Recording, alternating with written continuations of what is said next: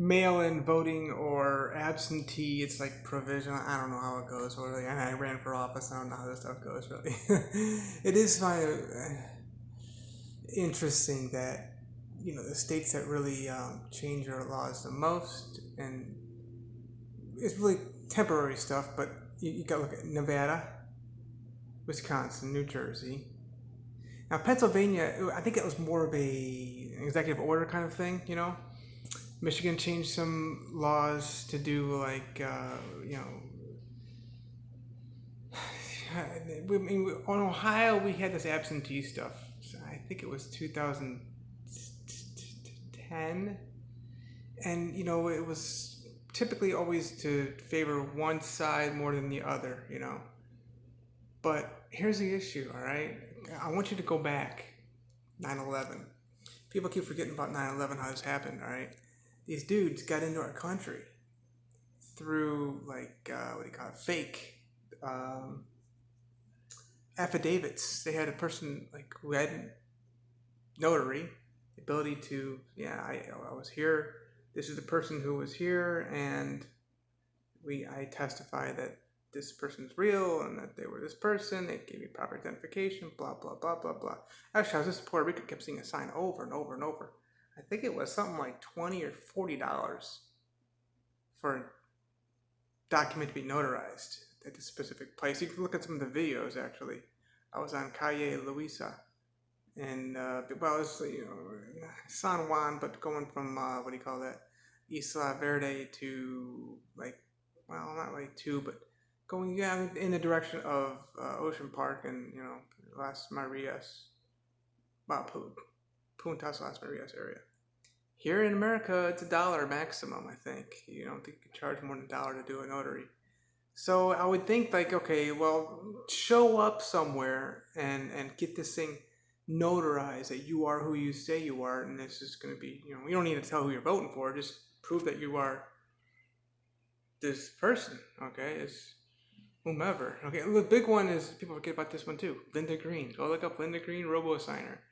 Okay, I worked in the banking industry, and we built these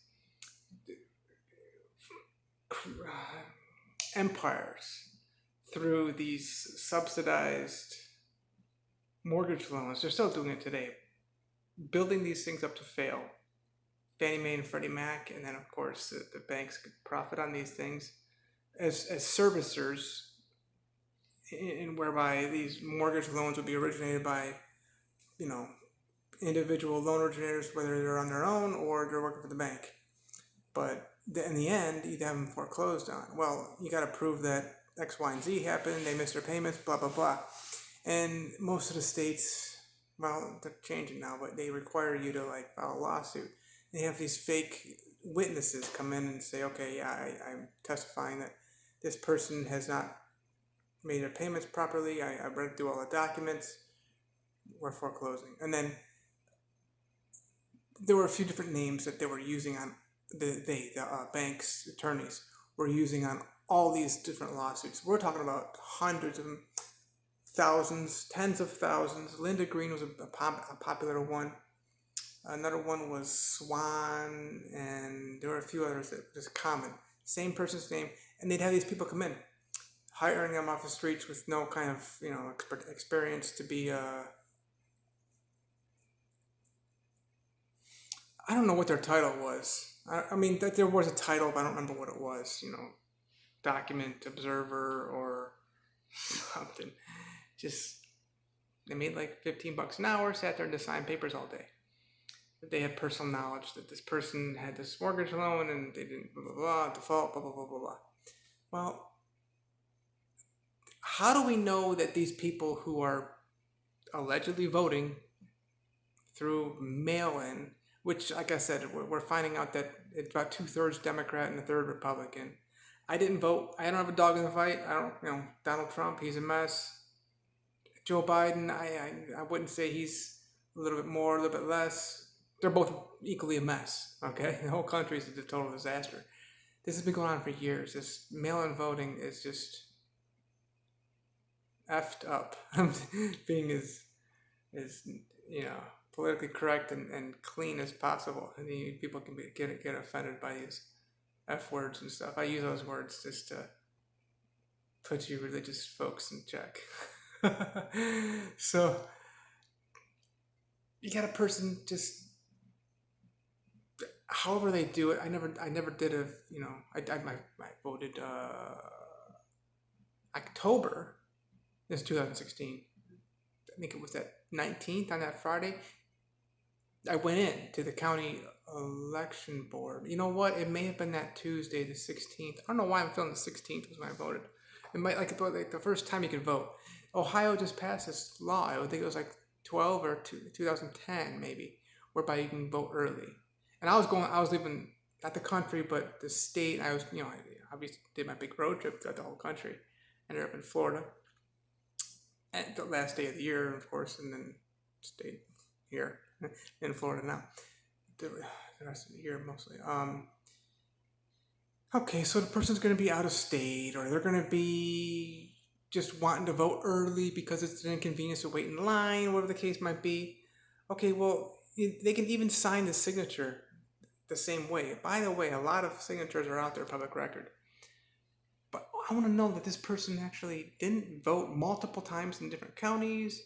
That's easy to find with databases. I used to work for U.S. Bank. We would use various fraud programs. Press F4, I think is what it was, and it would show suspicious activity reports, SARS, to see things that are going on. It just catches things, you know what I'm saying? Payments that are over $3,000, that's a common one.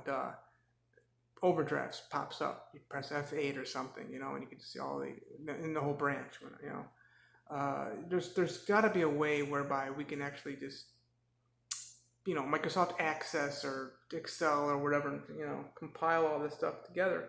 Okay, make sure this person didn't vote multiple counties, states, whatever, and then, okay, so their signature is correct, but how do we know this person isn't one dead? I've seen that myself. When I ran for Congress in 2006, the first time I was in Garfield Heights, it's like, what? I go door to door. Just, I have the actual piece of paper. It shows, the person voted in the previous general election or the previous primary. Maybe I'm getting some people that come to my party to whatever. Some independents, and so when I show up and knock on the door, is whomever, and this person's been dead for like 10 years. Well, how is that possible? Well, yeah, they voted. You got dead people voting. Come on. Well, now I just talked 2 days ago. I talked to a woman. She wanted Biden. Okay, I haven't found any Trump people yet, but she said, I don't care if she doesn't care if it's voter fraud. They call it fraud. It's forgery, I think, depending on whatever state it is and what they call it. So, how is a person voting for a dead person? Okay, how is a person voting for the name of a person who, like me, I'm pretty sure I'm not gonna say my name anywhere, in Cuyahoga County, Cuyahoga, Cleveland area, Ohio. How this person, we knew this person wasn't going to vote. How'd they end up voting? Were they paid? It's not a big one. I talked about how you can just like funnel money through and from Saudi Arabia or Russia or, two big countries. Yeah, North Korea, Iran, right? Through, the candidates. But these votes, okay, so this person hasn't voted in 20 years and they all of a sudden decide to vote. Well, how do we know if this person actually voted? You can just, okay, well, a lot of these we're going to find that are, maybe 3, 4, 5,000 of them are going to be just wrong signatures, but the same name, same address, accurate, correct, everything. I haven't seen it, but you just got to be a database, like I said, we use SARS, okay, at the banks. They still use that today. When you go to get a rental car, they can search your name and see if you've had issues in the past, and they'll just cut you off. I don't know the programs, y'all can help me out with the programs that y'all use for different things, but well, me, I'm blacklisted in the banking industry because I blew the whistle about our, I'm part of it, our crimes. I understand this, okay? It takes one to know one. So there's a lot of paperwork you go through, and you're going to see, whoa, these, you get a paper trail on these people, you know? And then you start asking some questions. Get this Robert Mueller guy involved, man. He's good. He finds some stuff, man. What's up, you know?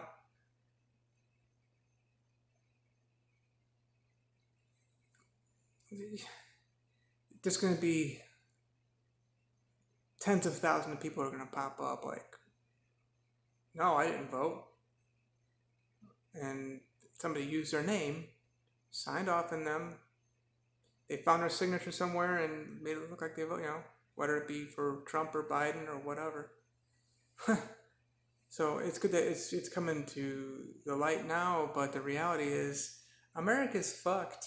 I mean, this country is, you get this constitution, I talk about it, you know, but it's a total disaster. The crime is out of control, second to none. The economy, the health, they're just a bunch of sick, poor people. I'm thankful to and honored and grateful to denounce the USA. Here's your election. Still can't figure it out. 2020. All the technology that we have now. Wow. Check out this company, Funware. Phunware. Headquartered in Austin, Texas. So there have been people shorting our company, and we used some software, hired a company to find out specifically what companies it was and who you know, these institutions, large institutions are buying, and just to pretty much sink the company, or to sink down the company, you know, get the value down to pay less for the company, maybe in 2 months or 6 months or a year from now. In our case, they just wanted to get rid of the company, the people that we found. So yeah, put in Funware, PHU, and the ticker symbol. And you can see what happened to this company.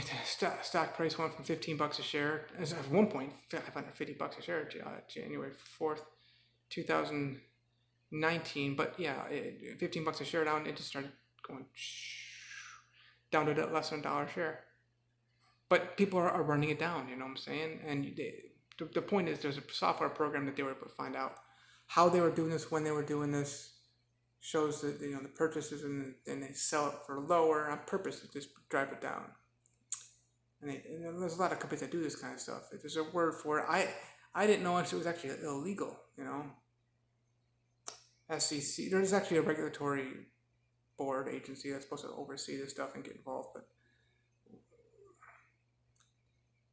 there's software you can find that would go into this, but the thing is, you got to go back to these individual people for these elections, and you're dealing with a lot of people, and the time isn't, you don't have enough time, because you got the electoral college coming up, where all the electors of the various states come together and say, okay, I was going to be elector, and that's who I vote for.